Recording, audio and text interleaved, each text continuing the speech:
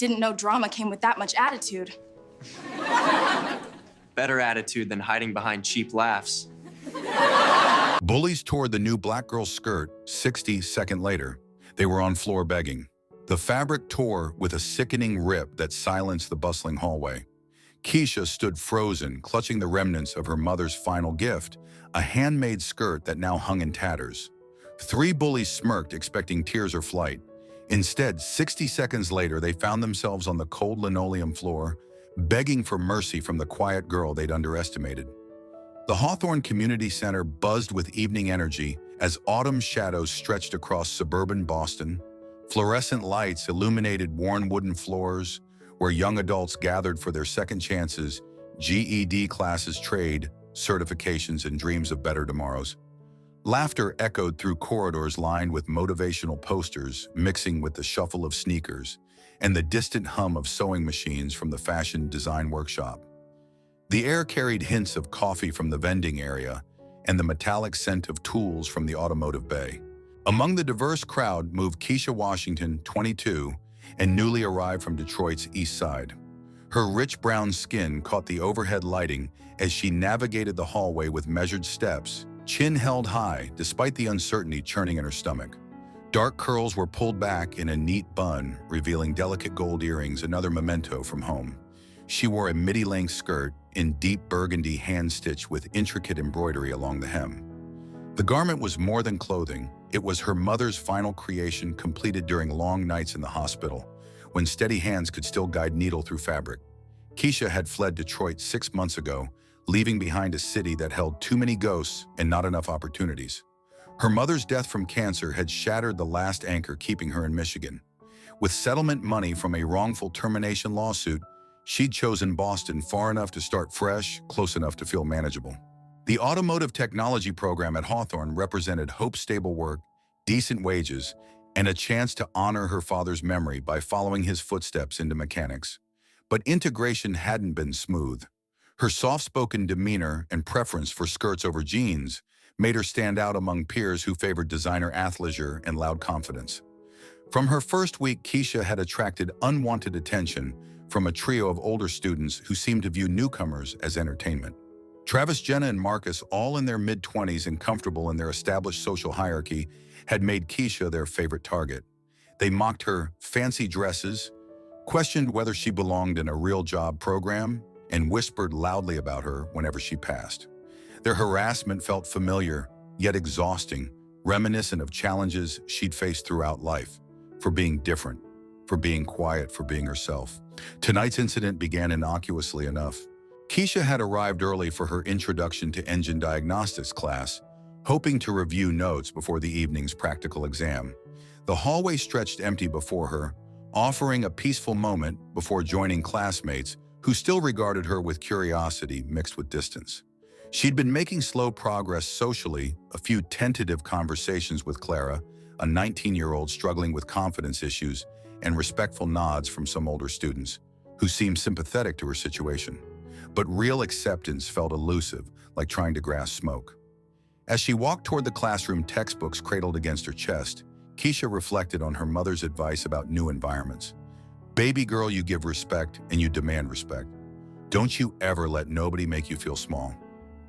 The words had sustained her through difficult transitions before, but tonight they felt more like a prayer than a promise. She'd noticed the hostile glances from Travis's group intensifying lately, their comments growing bolder. Part of her wondered if she should report their behavior, but experience had taught her that complaints from quiet, different girls often fell on deaf ears.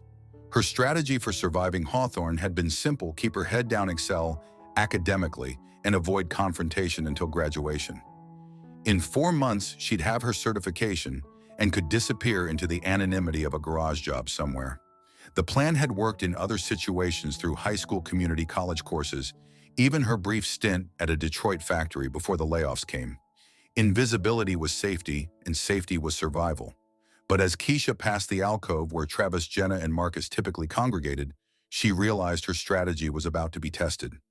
They were there tonight, voices carrying that particular tone she'd learned to recognize, the sharp edge of predators selecting prey.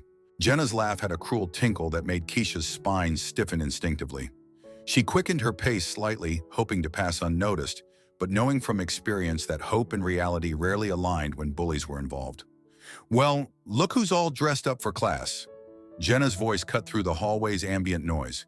Keisha kept walking, muscles tensing, but feet maintaining their steady rhythm. Behind her, she heard the shuffle of movement they were following. "Hey, princess!" Travis called out, his voice carrying the mockery she'd grown to hate. "You going to a funeral in that outfit?" The comment hit deeper than intended. The skirt was connected to death, to loss, to everything she was trying to rebuild. Still, Keisha didn't respond. She'd learned that engagement only encouraged them, fed their need for reaction and drama. But as she approached the narrow section of hallway near the classroom doors, Jenna suddenly appeared beside her, matching her pace with deliberate proximity. "You know," Jenna said conversationally, "some people dress for the job they want. Others dress for the job they think they deserve." The words dripped with implication, with the suggestion that Keisha's aspirations exceeded her worth. The harassment had escalated gradually over recent weeks, building like pressure in a closed system.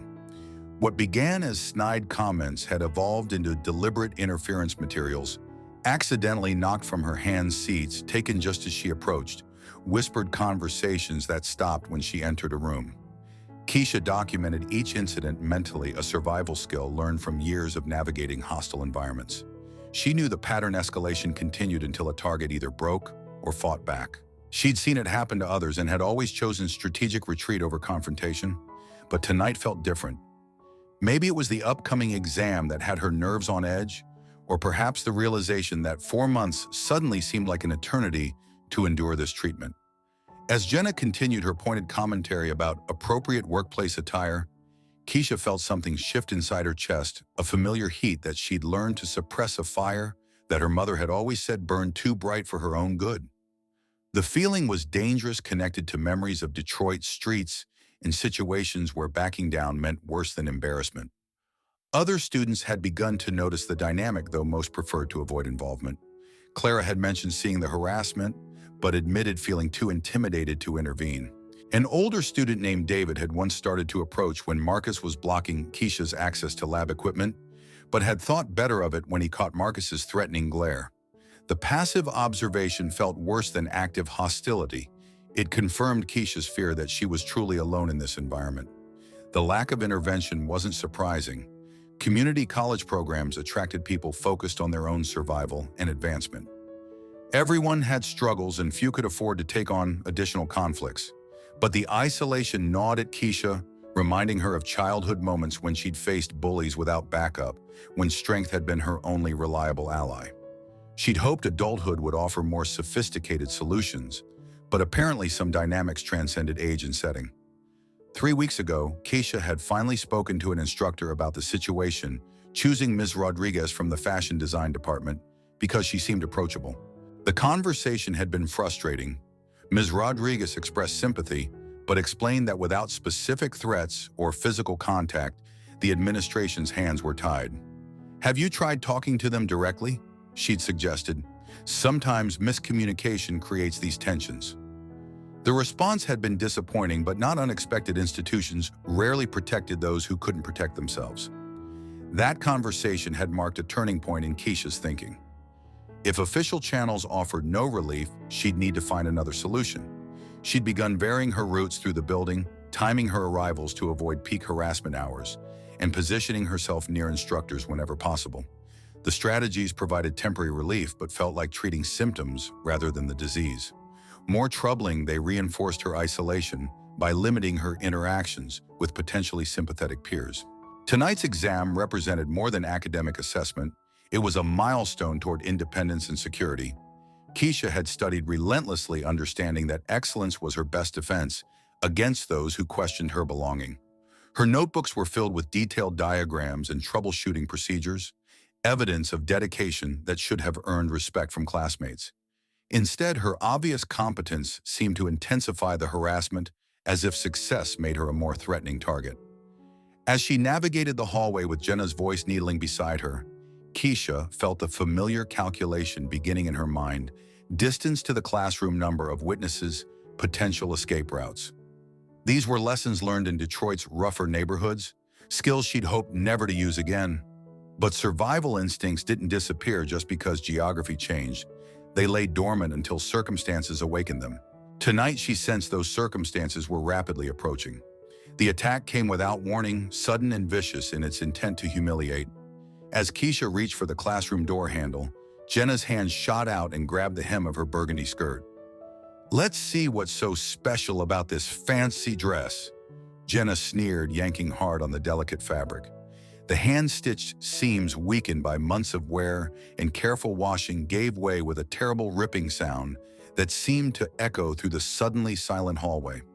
Students stopped mid-conversation, textbooks forgotten, as they turned toward the commotion.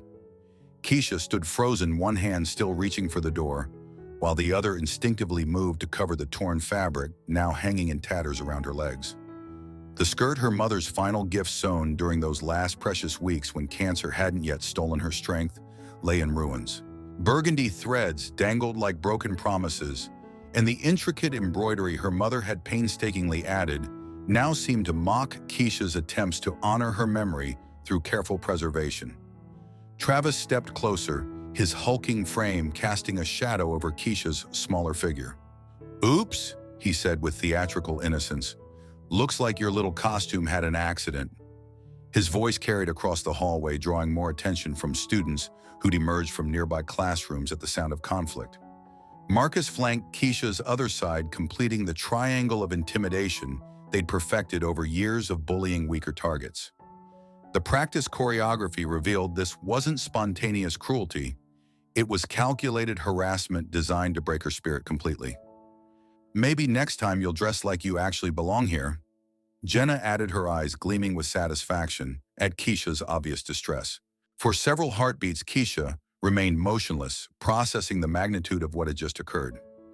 This wasn't just destroyed clothing, it was desecration of her most precious connection to her mother, violation of the last tangible piece of love she carried from her previous life. The hallway's fluorescent lights suddenly seemed too bright, the curious stares too invasive, the laughter from Travis and his friends too sharp against her raw emotional wounds. Something fundamental shifted inside Keisha's chest, a recognition that this moment would define not just her experience at Hawthorne, but her entire approach to standing up for herself. She thought of her mother's voice during one of their last conversations. "Baby, I won't always be here to fight for you, but I've raised you strong, and strength isn't just about taking punches sometimes, it's about throwing them." At the time, those words had seemed like fever-induced rambling. Now they felt like prophecy.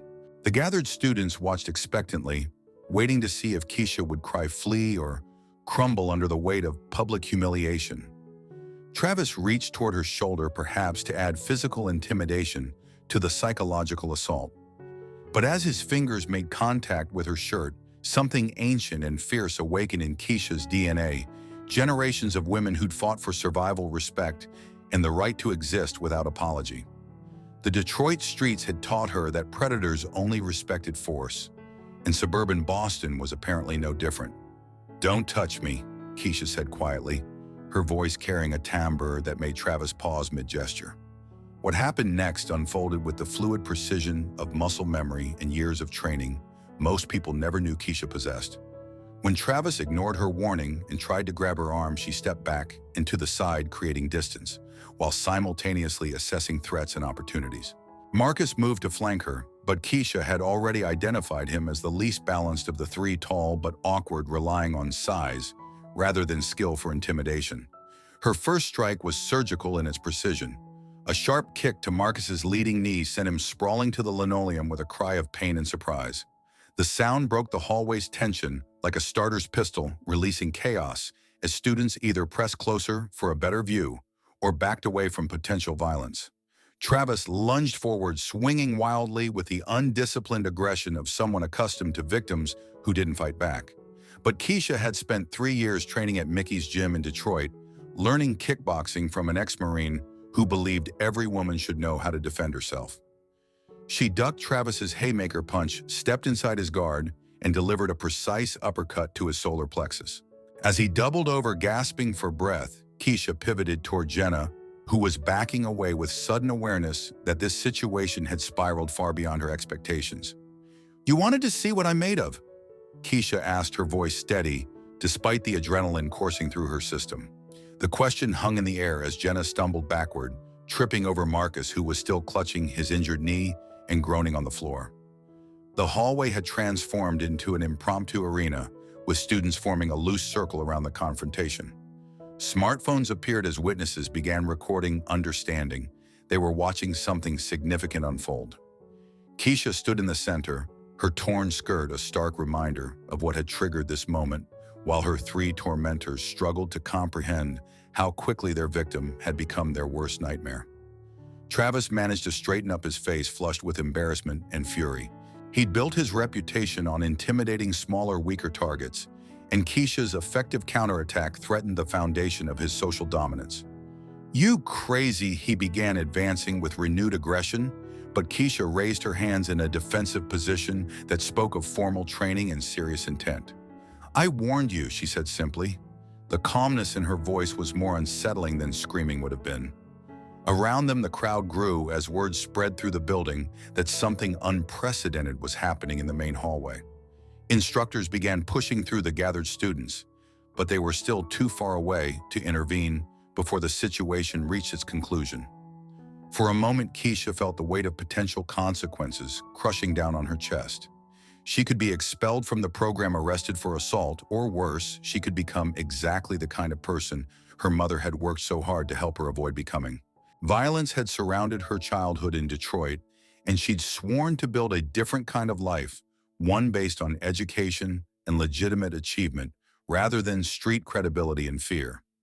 But as she looked at the torn fabric of her mother's skirt, at Jenna's smug expression, at the crowd of students who'd watched months of harassment without intervening, Keisha realized that sometimes dignity required defending with more than words.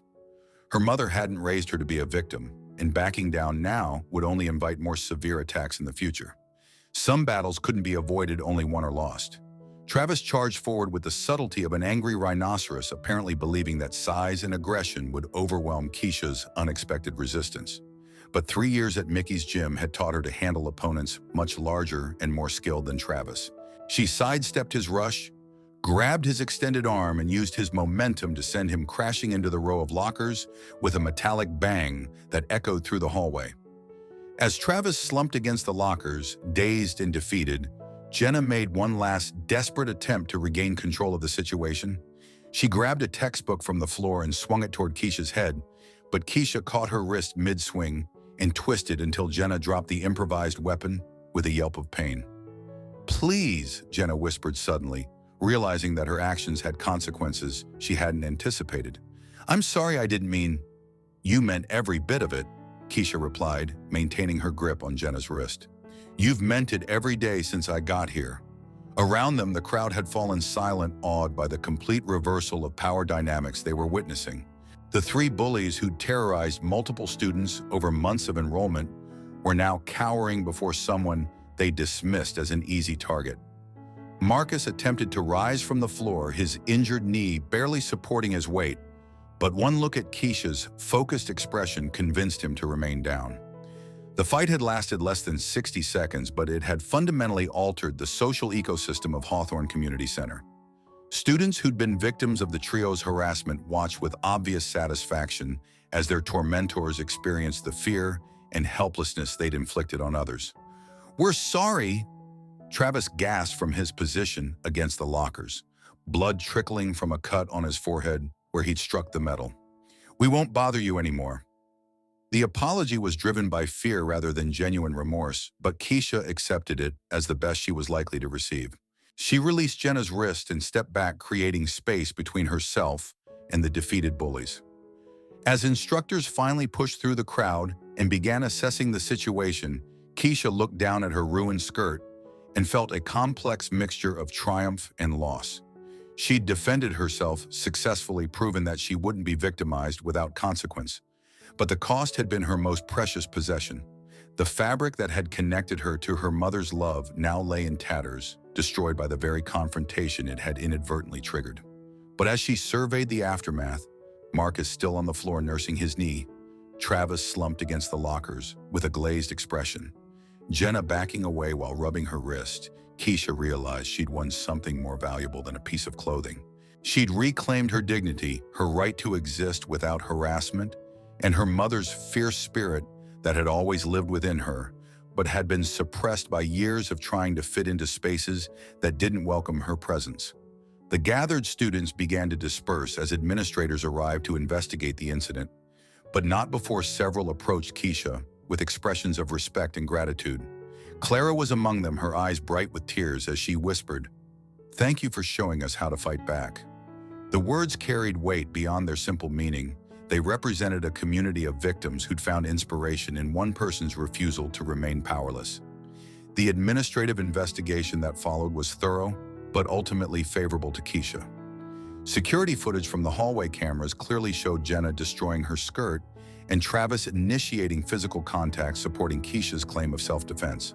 Director Ellis, a stern woman in her 50s who'd seen countless conflicts during her tenure, reviewed the evidence with the kind of methodical attention that suggested she understood the broader implications of this particular incident. "Miss Washington," Director Ellis said during their private meeting the next morning, "while I can't officially condone violence, I'm not blind to what's been happening in my building." She leaned forward across her desk, her expression serious but not unsympathetic. "Travis, Jenna, and Marcus have been on thin ice for months due to complaints from other students. Your situation was simply the final straw." The trio faced suspension and mandatory conflict resolution counseling, while Keisha received a formal apology from the administration for their failure to address the harassment sooner. Over the following weeks, Keisha's reputation evolved from quiet girl who keeps to herself to someone you don't want to mess with, but who's actually really nice. The distinction mattered immensely in the social dynamics of community college, where respect often determined access to study groups, collaborative projects, and the informal networks that help students succeed academically and professionally. Clara became a genuine friend, emboldened by Keisha's example to speak up in class and report harassment when she witnessed it. Other students began approaching Keisha for advice about handling workplace conflicts and difficult personalities, recognizing that her combination of street wisdom and academic focus offered valuable perspective on navigating professional environments. 6 months later, as Keisha prepared to graduate from the automotive technology program with honors, she stood in her small apartment holding a photograph she discovered among her mother's belongings. The picture showed a younger version of her mother in boxing gloves standing in what appeared to be a gym, with a fierce expression that Keisha now recognized as her own reflection in moments of determination. On the back, in her mother's familiar handwriting, were the words, "Keisha, baby girl, you carry my strength, my fire, and my love. Fight for yourself, fight for others, and remember that sometimes the strongest thing you can do is refuse to be broken."